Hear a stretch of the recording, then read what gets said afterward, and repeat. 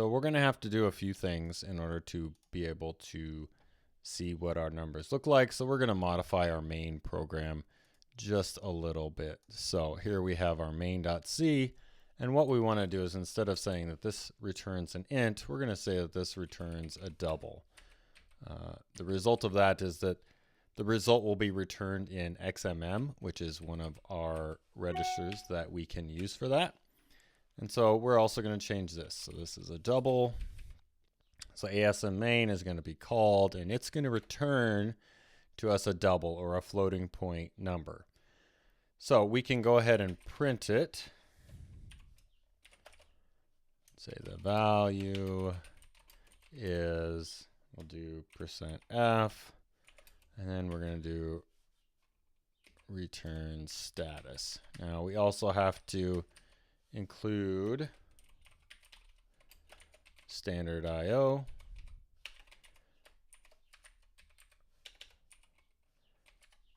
So that way we can do our print that we want to do. All right, so now the way that the floating point works is that it actually uses a separate processor.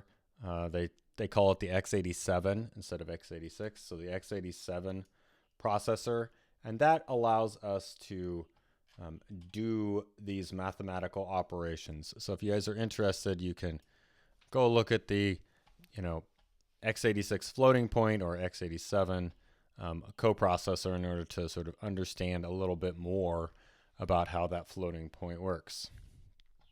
But we'll just go through it today, and hopefully it makes a little bit more sense. So the second thing I want to show you is that, so floating point, here's another website which will convert a hex number into a floating point number. So we can see that in this diagram, there are 3 different parts of our floating point number.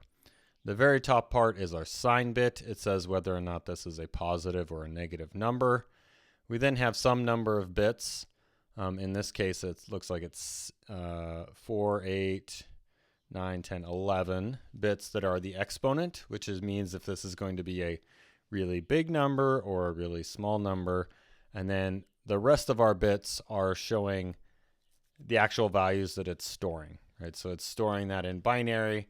You're assuming that the number in binary is 1 point and then a whole bunch of bits, right? So there's an extra assumed 1 at the top because there's no use keeping any zeros at the top. So in order to make it as efficient as possible, it starts 1 point whatever. And so then you're taking your mantissa and then you're multiplying it by this exponent in order to get the floating point result. Now the way that the floating point processor works is it has its own stack where you can push on multiple values in order to use them. So let's define a few values inside our program. So we got A, we'll define it as a keyword, and we're going to pick the number 4.0. So that will, in that representation that we just saw, that will store it inside of our binary so that we can be able to use it. In addition, we'll do A as an int. So we'll just use, for an integer, right, we can actually load them onto the floating point stack and then use them. So we can use an integer if we want. I have another one called B. So it's going to be, say, 7.1. And here's an integer that is 11. And then we got our result here that we're going to use. And we'll just define it as 0 to start.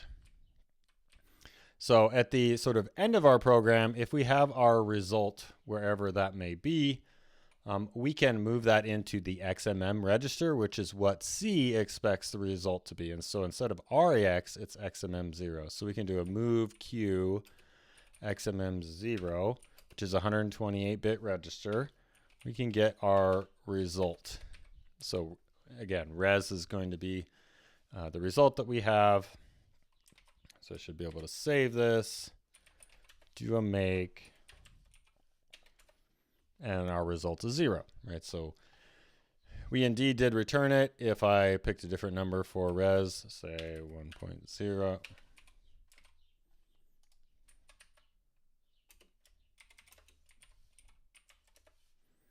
we can see that our result is 1.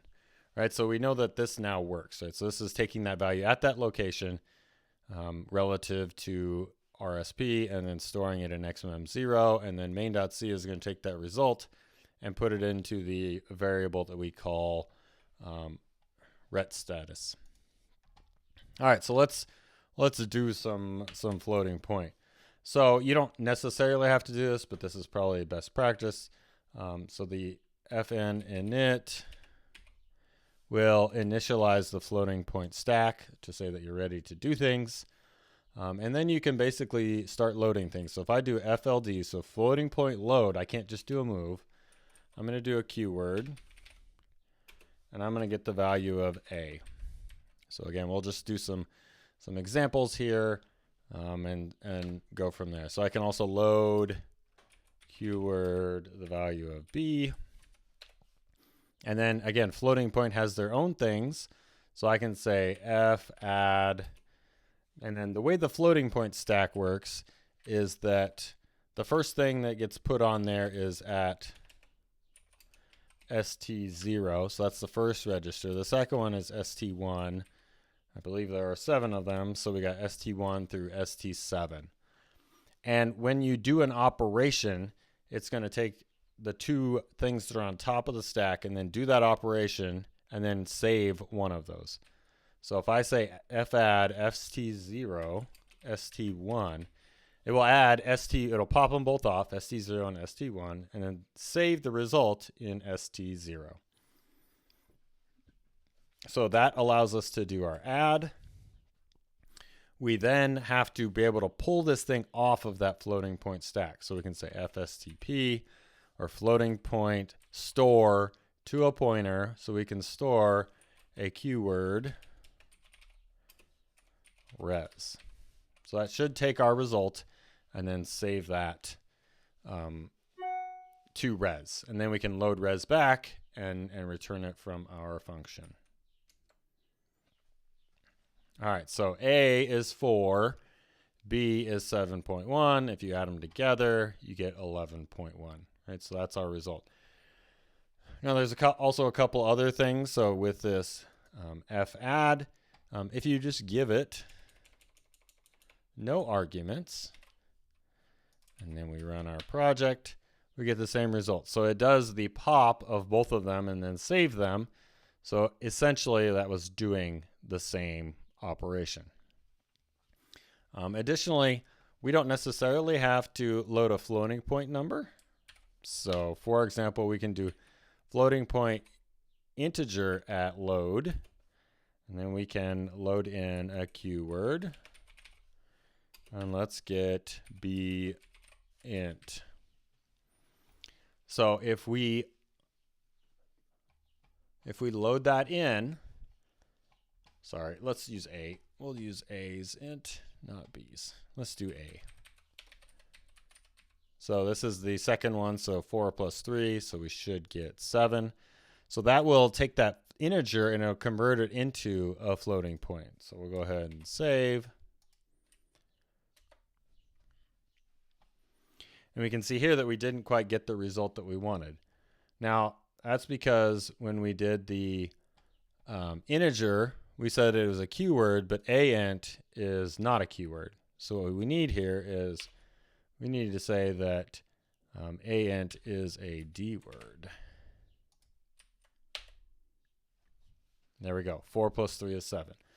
So understanding, what size of integer it was loading, right? So it was actually loading more data than just this when you said it was a keyword, and so we have to make sure they align. Now, the B one, right, is a keyword. So if we wanted to do that one instead, fild keyword b int.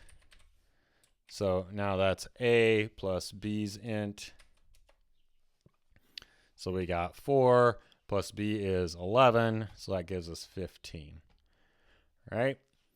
And additionally, you can, if you're going to do an integer, right, there is another instruction where we could say instead of that, floating point I add instead of f add. So we can do an integer add of the keyword b underscore int. And what that does is that takes that integer, it does it loading it into the floating point unit and then adding it onto the thing as at st0, which is on top of the floating point stack. Oh, I add I think has to be a D word, so let's use a.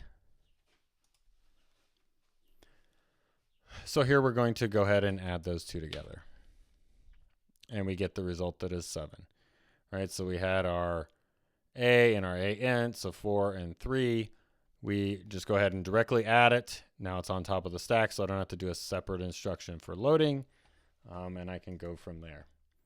So this is not all of the floating point operations that you can do. If you are interested, you can go and look at the manual for some different functions. Right? So there are a lot of different floating point functions that we can see inside of here. So we can see that there is a cosine, subtract, square root.